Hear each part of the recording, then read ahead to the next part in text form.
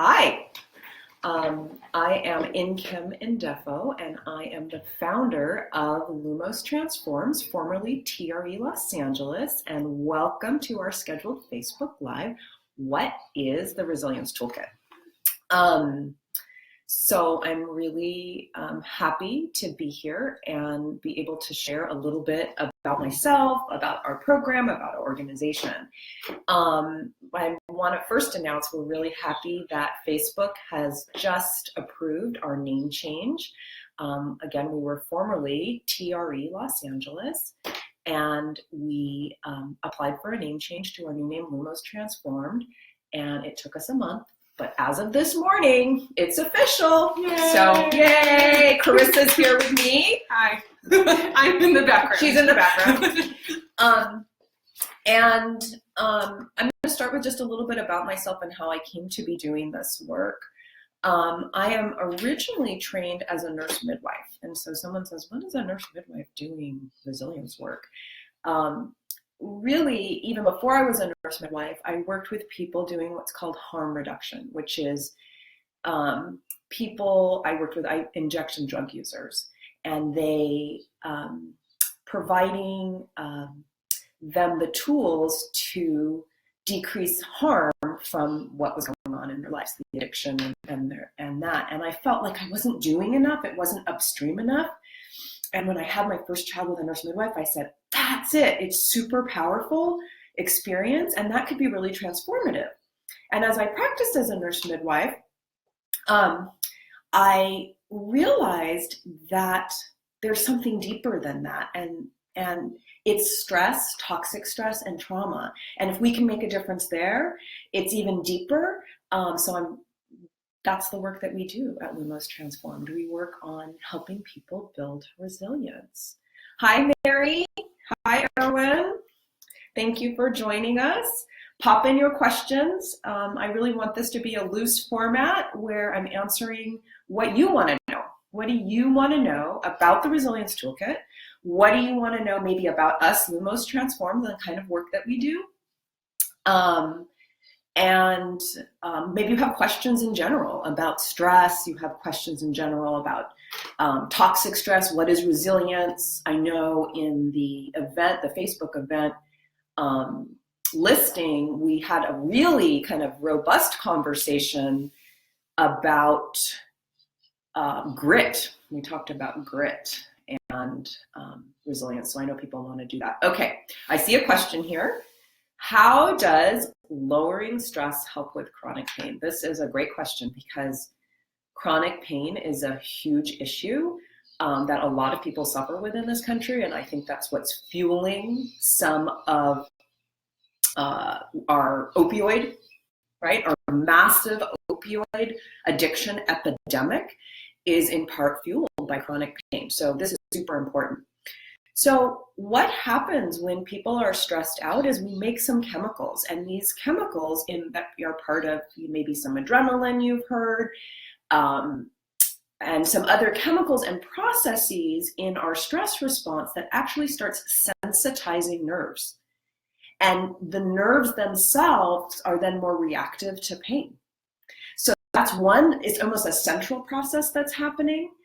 Related to chronic stress, but in addition, a big feature of stress is we get really tense, right? Our muscles get tense and they hold, which changes their metabolism. So we have that, and the amount of stress that they're holding. So you've got that happening, and then the fibers are more sensitized, and it becomes like this vicious loop. And I'm not even touching on any emotional issues that can certainly be happening as well, right? There's one thing to have a symptom, but there's another thing to have a reaction to the symptom. And one thing I see a lot is whether, let's say, someone has chronic headaches, that the headaches, the pain is bad enough, but then it's about the fear, I'm going to get a headache. I've got a headache, and how am I going to do all the things I need to do? So there's all these emotional reactions around the actual symptom that then drive the stress response, sensitize the nerves, tighten the muscles, and it's really this vicious circle. So in order to break it, we've got to come multifactorial. And one of the really great things is if we can come in to and break that stress cycle and start to the word we use is down regulate. How do you take where your stress is and start to bring it down, right? And so then that starts unwinding those stress processes, right? Unwinding the muscle tension so that the nerves can become less sensitized. And so when you can put all of those, I say, we say a vicious cycle, and I call the opposite is a beautiful spiral. It's a beautiful healing spiral. So you feel better, you do better. You feel better, you do better, and like that. So that's one of the ways that dealing with chronic stress really helps people who are experiencing chronic pain. Okay. So Mary has put another question in here about, can the toolkit help with children and teenagers? But I think we should go back, because some people just ask, like, what is resilience, period? So we should talk just about, like, what that is. Ooh, thanks. Oh, I see some juicy questions. Okay. All right. So resilience, I'm going to answer Carissa here. Resilience it's used a lot. I just gave a talk at the Oxnard School District for all of their school counselors and their school outreach workers, and we talked about this. What is resilience? And so we hear these things like it's bouncing back. It's being able to push hard, right? It's about perseverance. And so these are like some of the general thoughts about it. There's many ways to define resilience. Are you talking about an individual? Are you talking about a family, a community, a collective, right? Is resilience a trait? Is it an outcome, right? Like you're gonna get resilient, or you are resilient, something you are, or is it a process, becoming resilient? So all of these things are kind of floating about. I don't think there's exactly one right way to define it. The thing we need to pay attention to is that resilience is about adversity, right? If you have no adversity, you don't need to be resilient. So it's something about the push and being able to come back, right? I've heard it described as shock absorbers. Like if you're driving in a car and you don't have shock absorbers, you feel every bump and you're biting your tongue and you're like this.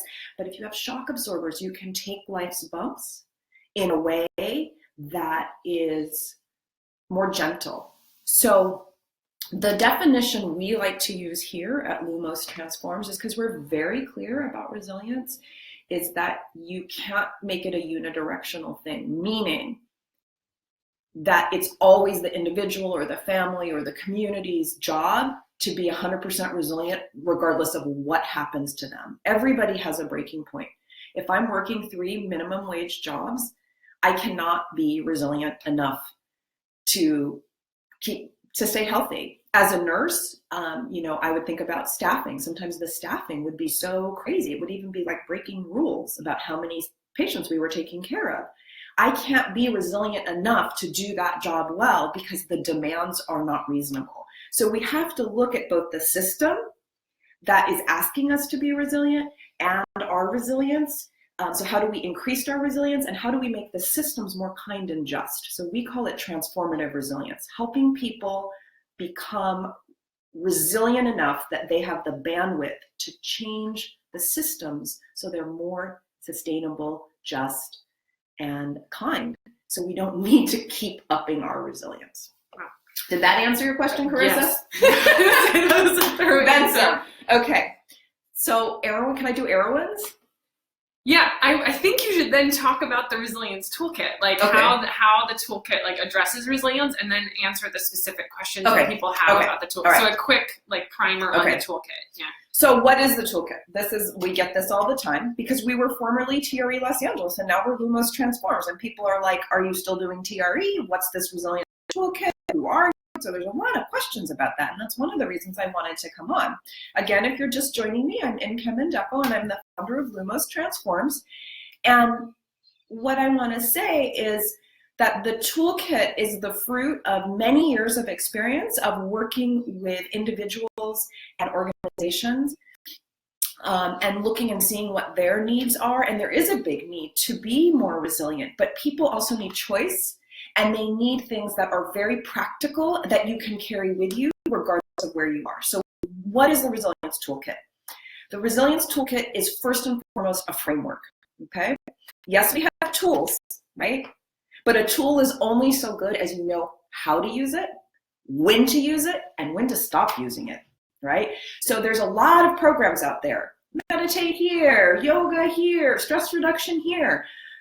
But that application piece is missing. The framework piece is missing. So first and foremost, the Resilience Toolkit is a framework teaching people how to recognize their own experience of stress and relaxation. A lot of people know what stress feels like, but they have no way to describe what does it feel like when I relax? How do I know when I'm going up? How do I know when I'm going down? So this is super important. And also a big component of our framework in the Resilience Toolkit is my reaction appropriate to the situation?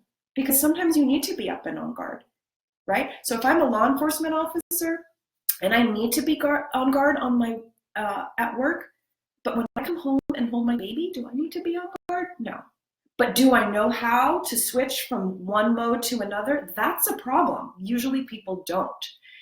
And so, in fact, when I was up in Oxnard this week, one of the participants came up and said, my partner is a law enforcement officer, and he comes home and he can't stop scanning the room.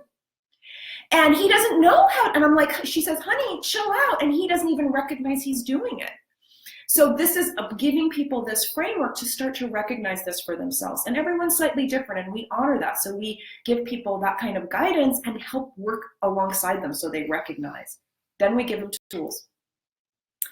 Mindfulness, movement tools that help down-regulate. This isn't about extended meditation or extended practice. These are quick, practical things that you can pop in and feel yourself settle immediately. 30 seconds, a minute, 2 minutes. And then you can go on with what you need. And they're very portable. We do use, because many people say, well, how is this different than TRE? You did TRE before. And for those people who know about TRE, it includes the therapeutic tremor, right? That this is one of the body's ways to naturally settle, to naturally calm. And we definitely include it. It's one of many tools, but we teach people when to use it, how much to use based on where they are, because too much can be harmful. So learning that is super important. And remember, the therapeutic tremor, people often make it synonymous. TRE is the therapeutic tremor, but the therapeutic tremor is in Qigong, right? It shows up in a lot of practices around the world. So it's not unique to TRE, it's part of TRE, but we've taken it and put it in this new framework. And the last part of the toolkit is we believe that tools are only as good, again, as you know how to use them and when to use them, but that you actually use them. So we use a lot of behavioral change theory to support you in developing a strong and robust practice, because resilience doesn't come from using it once or twice or 3 times. It's what we do day in and day out. Because if we're up here with our nervous system, we're just burning ourselves out. And we need to be able to appraise, wow, this is a safe environment and I can come down. And that's when I can recharge. And that's when I can fill my cup. And that's when I can build my resilience. So it's recognizing those moments through the day when I'm safe and I can downregulate, safe and downregulate over and over again, and build a flexible, responsive nervous system. And that's resilient, right? How's that? Awesome. Okay. So you're gonna go back and answer some questions. Erwin asks, do you incorporate, Erwin, I hope I'm saying your name correctly. My name often gets butchered, so I apologize if I'm not. Do you incorporate conversation about ACEs into the Resilience Toolkit? So ACEs, for people who don't know, is the Adverse Childhood Experience Study. And this was a study that was done in the 90s at Kaiser Permanente with the Centers for Disease Control here in the US, actually in Southern California. And it looked at 10 different experiences that children can have, everything from emotional neglect to physical abuse to a caregiver with a substance abuse problem or domestic violence. There's a list of 10. And based on those 10, seeing that how that has if you have them or not, they sort of count it up. I have, my personal score is a 4. And so how many of those do you have equates with what your health looks like later. Physical, mental, emotional. Over 80 studies have been published, and it's a direct correlation with the more adversity you had as a child, the more problems you have socially, emotionally, and physically later in life. Everything from broken bones to substance abuse, you name it. So Erwin, yes. ACE content is directly included, not so much in our public classes. If we're working with professionals, we definitely include it, but it's definitely part of the certification program. The certification program is really about providing a depth of knowledge about the stress systems and what affects them, and we take a very strong stand that we use an ecological approach. So we don't just look at ACEs, we look at protective factors too, because both exist, right? And we're looking at them at several levels. So not just at the family unit. That was one limitation of the ACE study, is that they didn't go further and say, what about community violence? What about racism, right? So there's the Philadelphia Urban ACEs, which we mentioned in the program, the certification program. So we really look at the whole system, because it's dangerous to look at somebody we may be working with and really individualize those systemic factors that they're dealing with that is affecting their level of resilience. That seems to go also, because then Mary asked, can the Resilience Toolkit help with children and teenagers? So that kind of absolutely segues. So we find for children, the best thing, I mean, I'm a mom of 2 boys, and the best thing that I can do for my boys is settle my own nervous system. I mean, I used to say if one of them was acting up, it was me, it was them, right? But if both of them are acting up, it's totally me, right? And so if you've got kids, especially up to 9, the best, and you say, well, they're acting up and this and that. Well, the best things you can do is settle yourself, and your kids will ping off of you.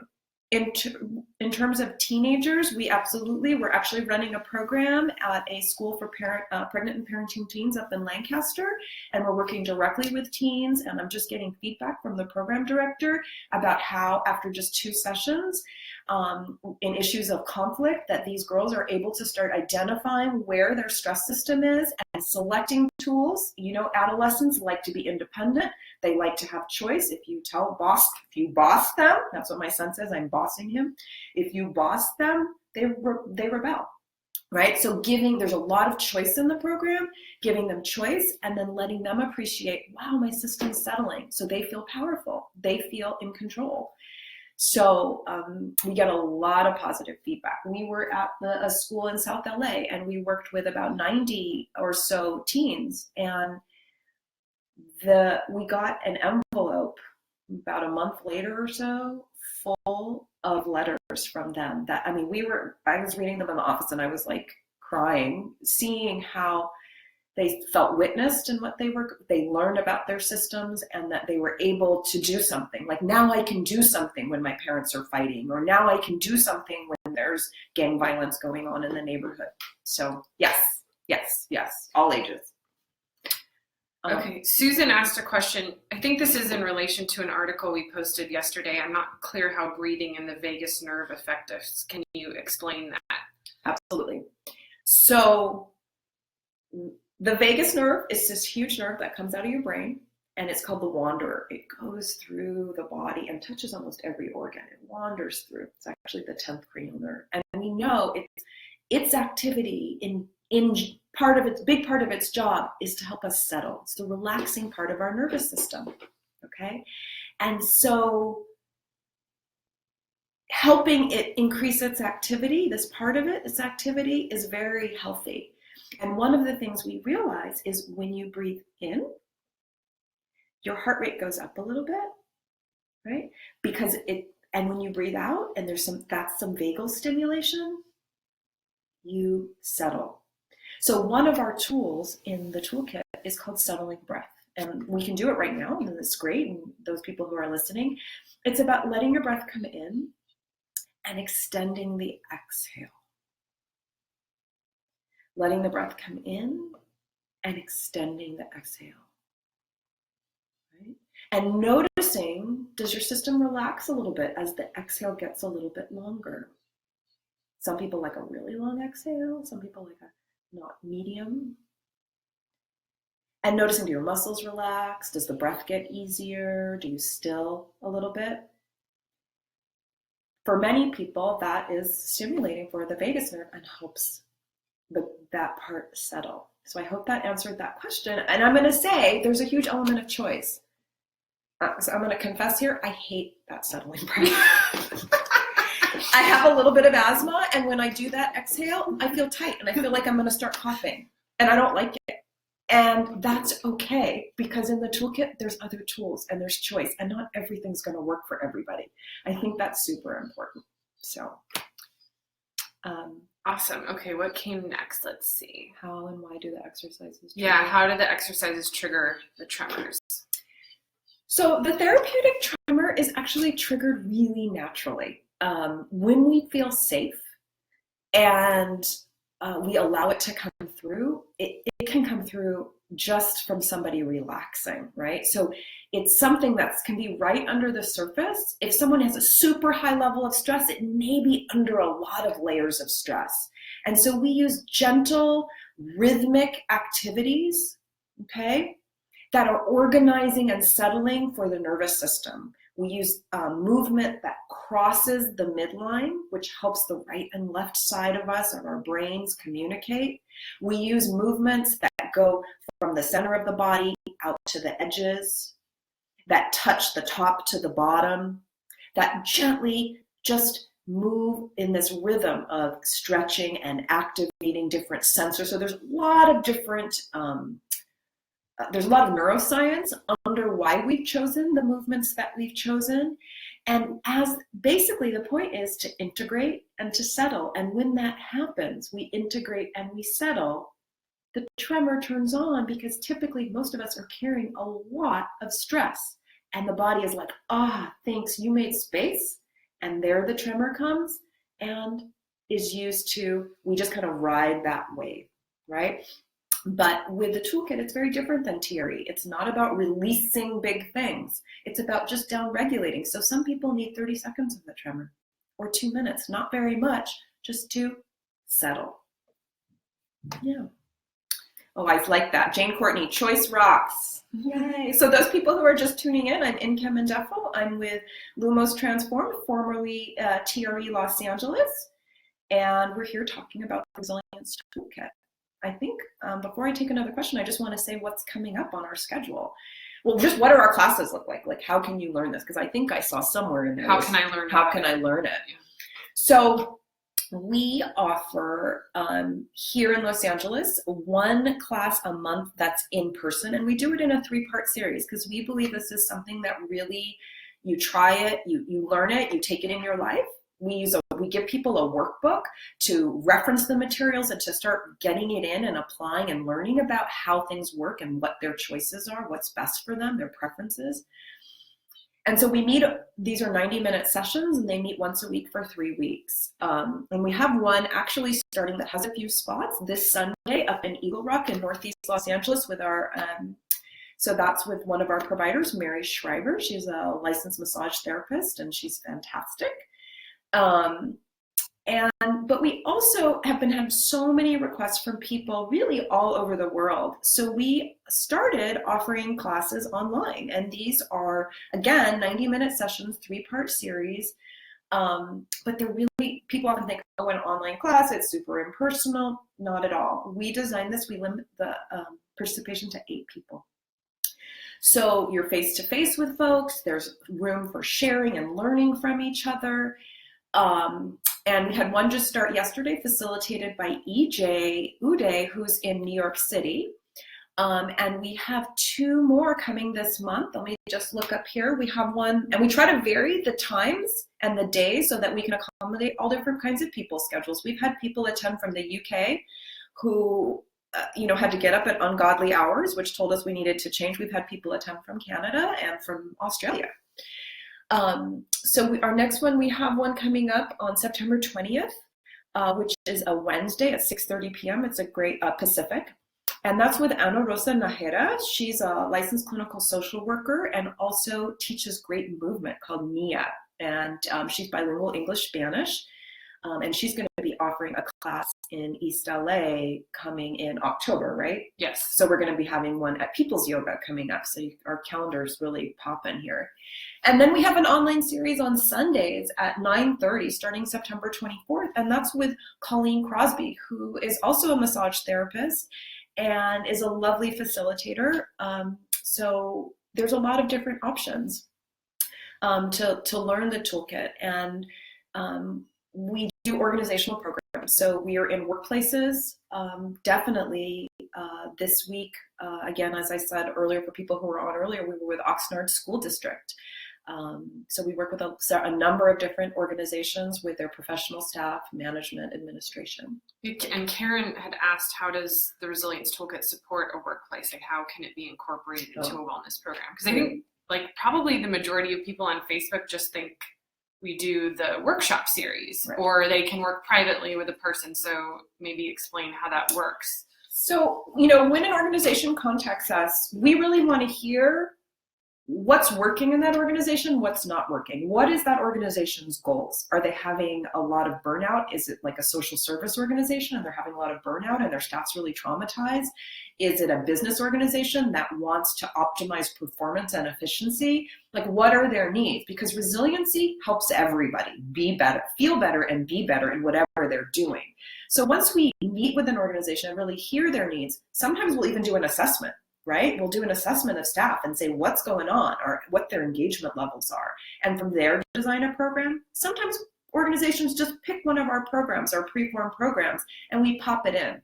And again, we can do anything from a single, like a lunch and learn talk, to multiple series. We've done retreats for organizations, like staff retreats, where we really dig into this material and help people recharge to come back stronger, build teamwork.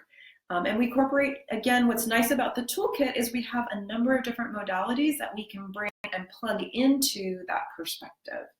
And we've seen some substantial, in some of our programs, we've seen some really substantial declines in stress. Like one of our programs, 25% decline in staff stress. We have two university affiliated researchers who help us with program evaluations. One does quantitative and one does qualitative. So, those are really important to make sure our programs are working, that we're not just giving ourselves a pat on the back, that we want to see some hard results. Awesome. Okay, so Leah asked, can the Resilience Toolkit help me to develop a healthier relationship with my partner? Oh, yeah. Oh, yeah. So when we get stressed out, we go, people know about fight, flight. So let's just talk about fight, flight. Fight, flight. How relational am I? How much do I want to connect with somebody? Probably not that much. Am I irritable, quick to react, not have patience for someone else's space or needs? I often say, like, we get really kind of self-involved when we're stressed out, and it's just a function of how the nervous system works in stress. And so it just doesn't support reciprocal, responsive, compassionate connection with ourselves or anybody else. So when we can downregulate our stress response, when we can come and settle, we're connectable to ourselves. We have space. That's one thing that happens. When we're settled, we have space for other people. Romantic relationships, our children, our parents, our coworkers. Awesome. Yeah. Okay, and if people have more questions, I think we'll be on a few more minutes. So yeah, we'll stay on a couple more minutes, so pop in any. Elaine Smith comment, it works wonderfully well online. So Elaine, I believe you're in the UK, right? And you got up at an ungodly hour before we started really varying our schedule and took the course. And I'm really glad to hear that it worked well for you. We really love feedback, and we're always kind of tweaking our programs based on what people need. Yep. Yay, Elaine. Okay. How to sign up maybe? Oh, yeah, you can go to our website. You can find links for all of our community-based events and online events on our Facebook page. You just click the event tab and you can see a list of everything, and usually you can register right in there. You can also go to our website, read more about the Resilience Toolkit, read about our staff. We have some amazing staff. We have staff in Vancouver, New York City, and throughout the LA Basin for working individually or also facilitating our wonderful group and organizational programs. So lumostransforms.com, the Who We Are page, you can see us all, and then the calendar that just lists everything that we have coming. Also, we're just launching, because we want to be responsive, that the request is, I just did the 3-part series and I wanted to continue this work. Where can I go? So we created a secret Facebook group, excuse me, that is for anybody who's taken any of our courses or worked with any Resilience Toolkit providers. And once more folks are certified, really anybody who's done that kind of work will be eligible to join this group and really share and continue to support each other, because we believe peer support is super important. I see. So someone had submitted beforehand when that group is live. I just wanted to pop in. I'm going to send out invites to that group if you've already taken the toolkit later today. Oh, great. So Carissa said later today, look your email, you'll get an invite to join, and we're excited to launch that community. I see a question here that I'd love to answer from Layla. Hi, Layla. Is there a reason that you decided to veer away from using this technique to address deeper, bigger traumas versus ongoing day-to-day stress? This is super important. Many people dive right into trauma healing. Their lives are turbulent and chaotic, and they're suffering. And they say, I'm going to go into it and heal it. The truth of the matter, it really doesn't work well. My analogy I give is that if somebody who's dealing with a lot of stuff, trauma and deep stuff, it's like they're drowning. Would we ever walk up to somebody who's drowning and say, go swim deeper? It's crazy, right? We don't do that. Instead, when you see someone drowning, you throw them a lifeline. You throw them a lifeline. And so what people who are drowning, they don't need to go deeper yet. It's not never, but just yet. We need to help them build islands. An island of oasis that they can climb on and they can rest. And when they can rest in that place, they can regenerate and they can build strength and capacity, and the wind's going to come and knock them down into the water, and they know how to get back up on. And the more often they keep getting on and on and on, that process, the island gets bigger and bigger, right? And at that point, they're resourced enough to start dipping their toes into the water, that turbulent water, and dealing with the stuff. So truthfully, trauma healing needs to be paced, and it needs to be phased. If you go faster than someone can integrate, it's actually re-traumatizing. It doesn't help. So Layla, the answer is the Resilience Toolkit, if people don't have a lot of stress, they don't have a lot of trauma, it's still helpful. This is a stressful time to be. I mean, I read my Facebook wall and I'm like, oh, earthquakes, fires, it's like end times, right? We need those skills to help us become more resilient and make the system and place a better place to live. But for people who are carrying a heavy load, they too need these exact same skills to settle their system for when they are ready to do that deep healing. And that conversation needs to happen and be explicit. So this is something that has a broader applicability to all people right there at the moment or in service of future work. And so I hope that answers your question. It's a great one. Vanessa, you asked quickly, this is going to be the last question I'm gonna do, is how can I learn, where did it go? How can I learn more about, how can I learn more about the Resilience Toolkit? Okay, so thank you. You can, this video is going to be up afterwards, and we'll pin it to the top of our Facebook page, and I totally talked about what is the Resilience Toolkit, because it's a perspective, it's a set of tools, and it's some support, right? And You can, for sure, go to our website, lumostransforms.com, and we talk all about the Resilience Toolkit. You can send us an email, info@Lumos Transforms, and we'll be happy to answer any questions. You can give us a call on our website. All of that deep stuff is there. Again, that's lumostransforms.com, and we would love to answer any questions that you have, in particular. But basically, a framework: learn your stress and relaxation cycle, learn when and some good tools, when to use them, how to use them, when to stop using them, and to develop support around continuing to use them. And they've got to be practical. Yeah. All right. And I think if people watch the replay, if they drop a question in, we'll monitor that. Oh, yes. Yeah. Okay, that's great.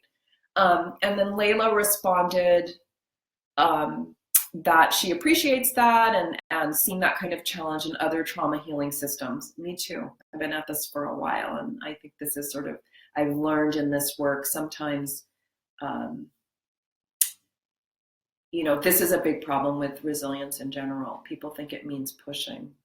If you're always pushing, you're actually going to wear yourself down. It's knowing when you need to rest, when it's safe to rest, resting effectively, well, and then getting up and going at it again. And so it's, again, that self-knowing of knowing those cycles, right? Whether your work is healing, whether it's healing, working with others, whatever you're on this planet to do. Okay.